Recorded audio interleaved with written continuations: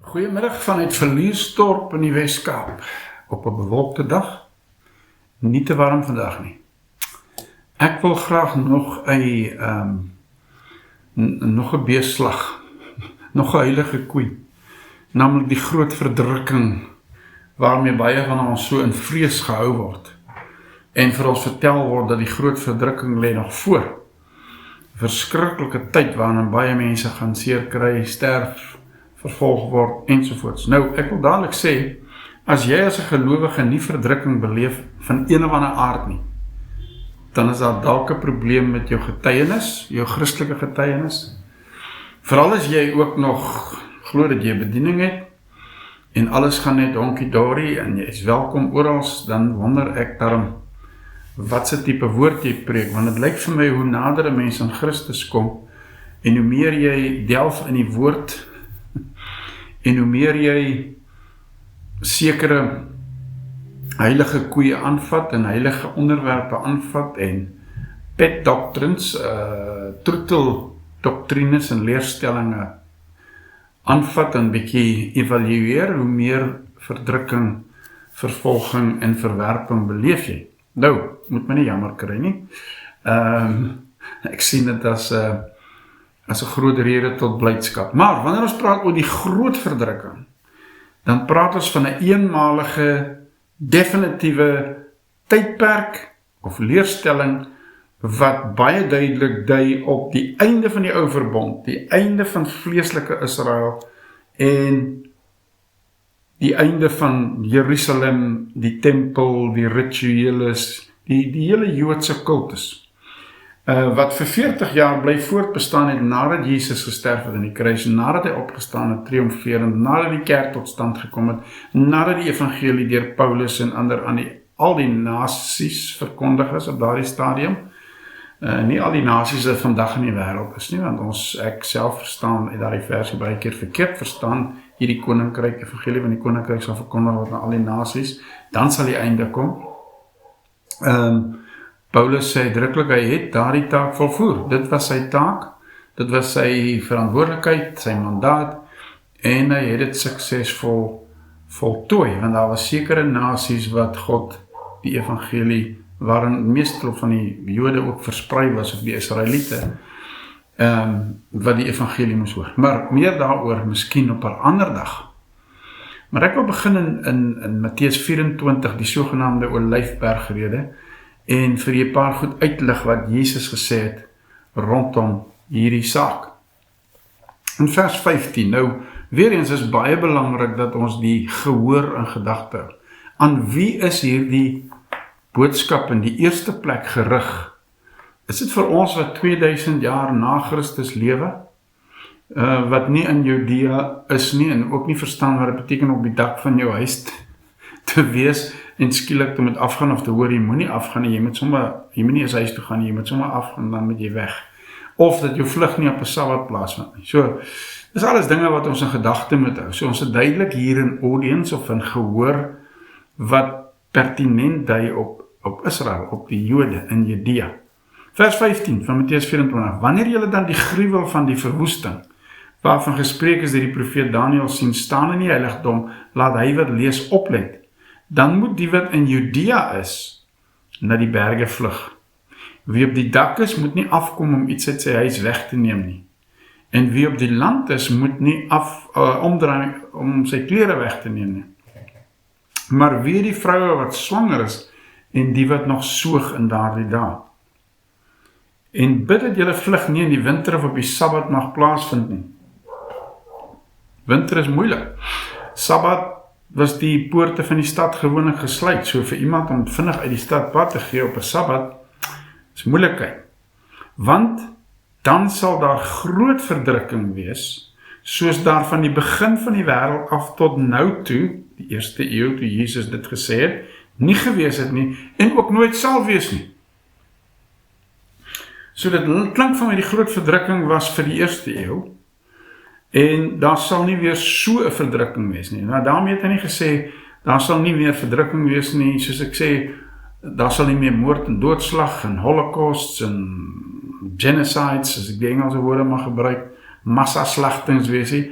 Hy het hier pertinent van die verbondsvolk gepraat in hulle situasie en ook as gevolg van hulle verbreeking van hulle verbond met God en ook as gevolg van hulle verwerping van hulle Messias, wat die vervulling was van al die wet en die profete. So Matteus 24 sê Jesus duidelik, die groot verdrukking is 'n spesifieke tydperk wat nog nooit, daar was nooit so iets nie en daar sal nie weer so iets wees nie. Lukas 21 gee vir ons 'n bietjie meer insig rondom wat Jesus alles te sê gehad het tydens hierdie tyd. En wanneer julle Jerusalem deur leers omsingeld sien, dan moet julle weet dat sy verwoesting naby is. Jesus het baie duidelik die verwoesting van Jerusalem geprofeteer, voorspel.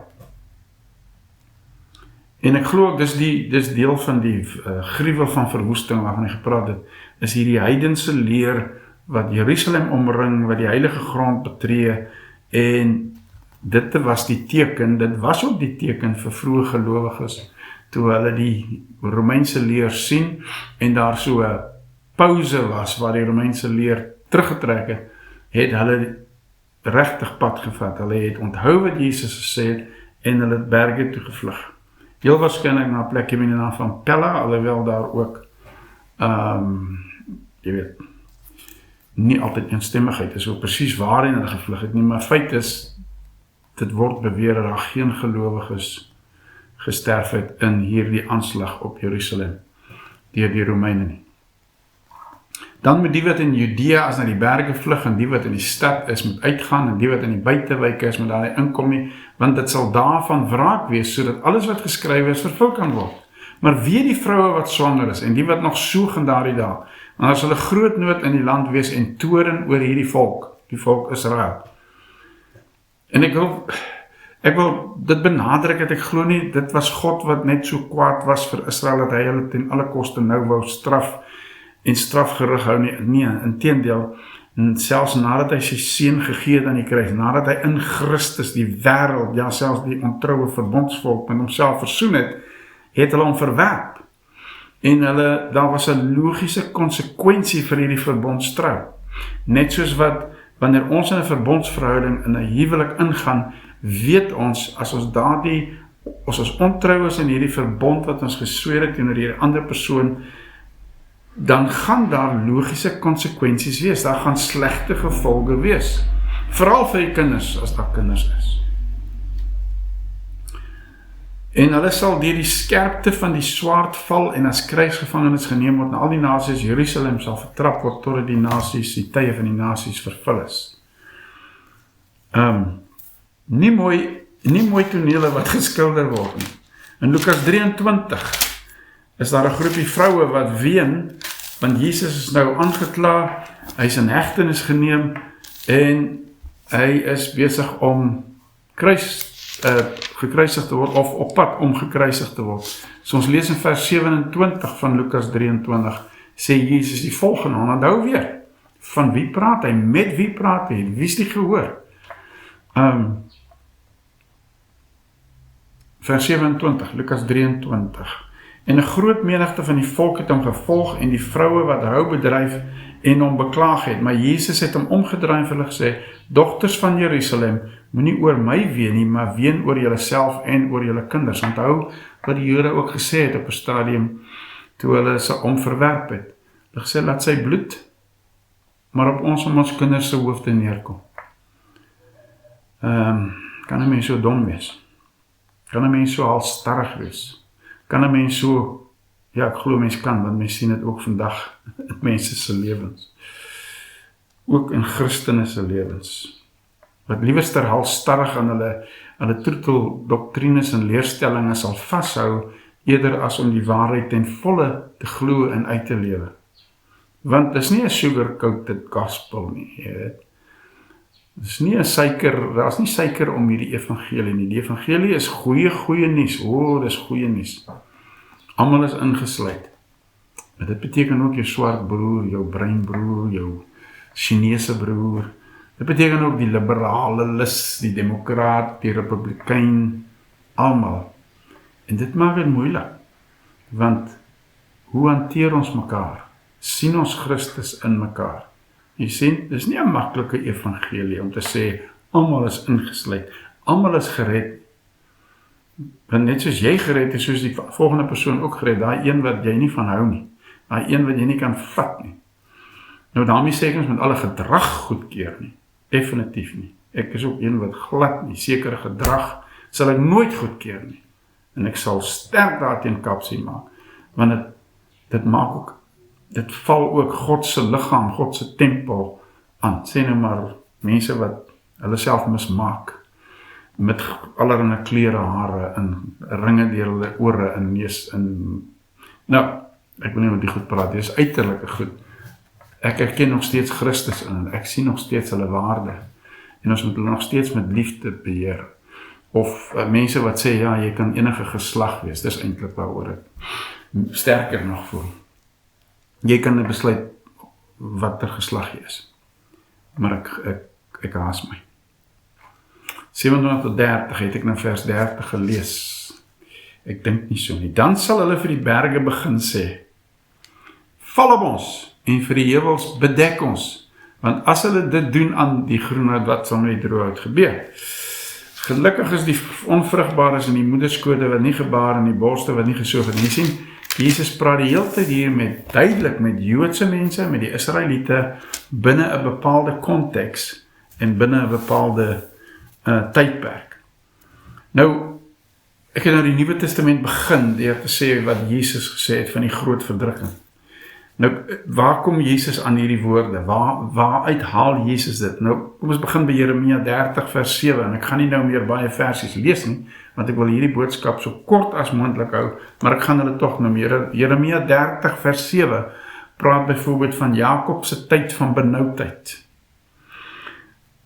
Die profeet praat van Jakob se tyd van benoudheid, Jacob's time of trouble, maar in dieselfde asem sê hy ook, en gee die belofte dat daar sal herstel wees. Jeremia 31 van vers 31 praat van die nuwe verbond, die verbond wat God, hy sê, hy gaan die verbond verander, dit sal nie wees soos die ou verbond nie. Daar kom 'n nuwe verbond, 'n nuwe Israel, waar die wette op hulle harte geskryf sal wees en in hulle verstand gegraveer sal wees, en hulle die Here sal ken, elkeen individueel, en nie meer van priesters afhanklik sal wees nie. Om te leer van God nie, of skrifgeleerdes nie. Selfs die apostels en profete wat die Nuwe Testament, wat God gegee het aan die Nuwe Testament, is daar om dit wat die nuwe verbond openbaar in ons harte verder vir ons bekend te maak en te verduidelik. Maar nie om hulle te leer om God te ken nie. Elke persoon sal God persoonlik ken, kan God persoonlik ken, en 'n persoonlike verhouding met God hê. Jy hoef nie deur 'n ander mens te gaan na God toe nie. As net een middelaar, Jesus Christus. En dan in Deuteronomium 32 vers 5, is bekend as die lied van Moses, wat selfs in Openbaring gesing word deur hulle wat die 144.000 wat voor die troon staan, en die menigte wat uit die groot verdrukking uitkom, soos Openbaring sê. Duidelik, dit is ook hulle wat die eerstelinge van die oes is, soos, dit moet die oorblyfsel wees, dit die Jode, die Petrusse, die Johannese, die almal wat Jesus aangeneem het, almal wat aanvaar het dat hy die Messias is, word beskryf as die 144.000, wat uit die groot verdrukking kom, en hulle sing onder andere die lied van Moses. Maar in Deuteronomium 32 vers 5 praat Moses praat hy, jy weet, in die annale of in die toekoms in, en hy sê, hierdie volk, daar kom 'n gerug oor hulle, daar kom oordeel oor hulle, want hulle is 'n verkeerde en verdraaide geslag. Luister mooi na hierdie woorde, Deuteronomium 32:5, 'n verkeerde en verdraaide geslag. In vers 20 weer van Deuteronomium 32, 'n heeltemal verkeerde geslag. Dis baie interessant, want nou in Handelinge 2 vers 40, wanneer Pinksterdag plaasvind en die Heilige Gees kragtadig op die gelowiges neerkom, staan Petrus op en die mense kom na hom en sê, wat gaan hier aan, wat moet ons doen, wat staan ons te doen? En Petrus sê, laat julle red, hy sê onder andere, bekeer julle en laat julle red uit hierdie verkeerde geslag. So hy herhaal die woorde van Moses. Hy sê hierdie geslag, waarskynlik probeer hy sê, hierdie is die terminale geslag, hierdie geslag van Israeliete, hierdie geslag van Jode is die terminale geslag. Hulle is die finale geslag van die ou verbond. Daar gaan nie verder met die ou verbond voortgegaan word nie. Daar kom 'n nuwe volk, daar kom 'n nuwe verbond. In Jesaja 2, 3 en 4, beide al drie hoofstukke is een lang profesie. Onthou in die Ou Testament en die Nuwe Testament was daar nie aanvanklik in die oorspronklike geskrifte en manuskripte was daar nie eintlik hoofstukke en verse. So dis een profesie. En as jy deur Jesaja 2, 3 en 4 hierdie profesie lees, dan kom 'n paar goed uit wat baie belangrik is rondom dit wat Jesus ook gesê het van die spelonke en die berge en die heuwels. In hoofstuk 2 vers 10 sê hy, gaan in die rots en steek jou weg in die grond vanweë die skrik van die Here. So Jesaja waarsku oor skrikwekkende tydperk wat kom vanweë hulle verbondsontrouw. Vers 19, en hulle sal gaan in die spelonke van die rotse en in die gate van die grond. Hoofstuk 4 vers 2 tot 3, in die dag sal die spruit van die Here wees tot sieraad en heerlikheid.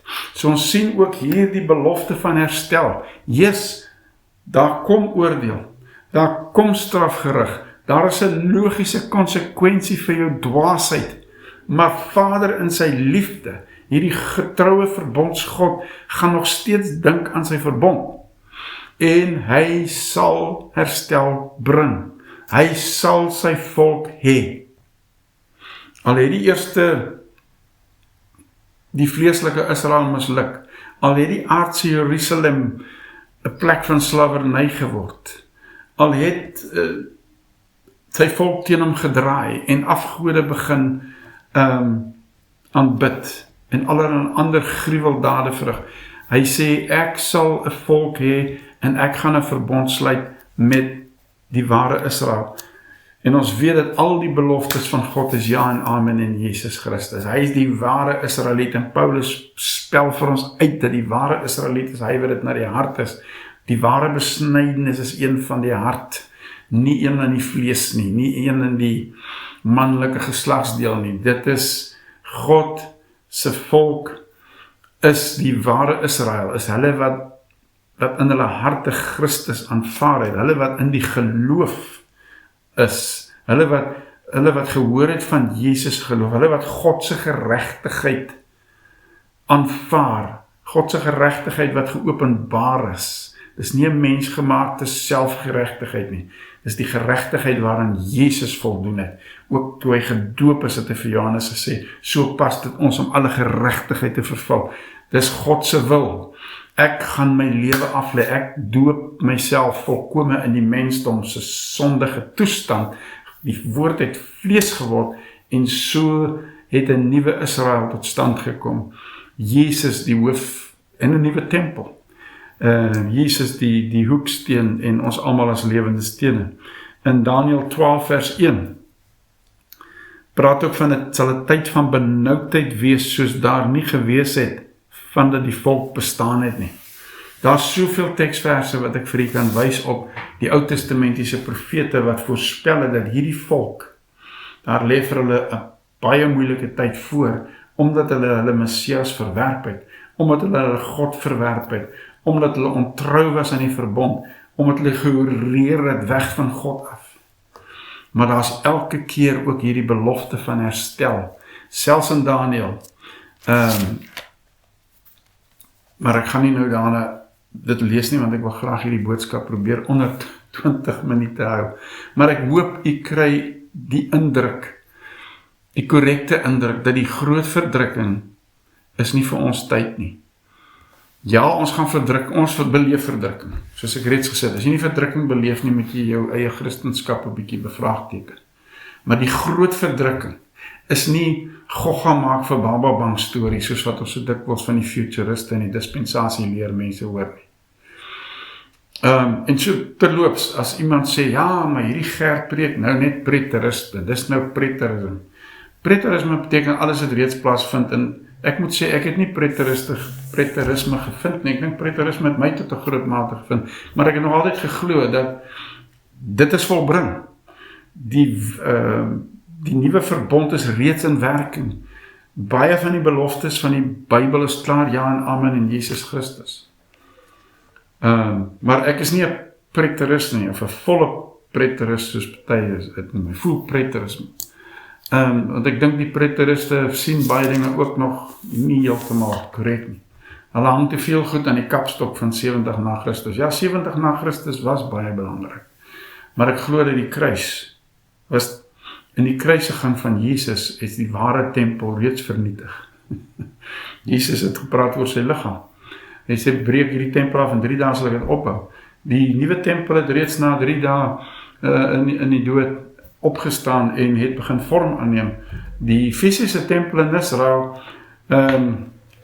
het God toegelaat om aan te gaan met hulle rituele en die kultus van die Joodse praktyke en die Joodse godsdienst, maar dit was reeds onder oordeel. Want die nuwe het gekom, die nuwe verbond was reeds in werking.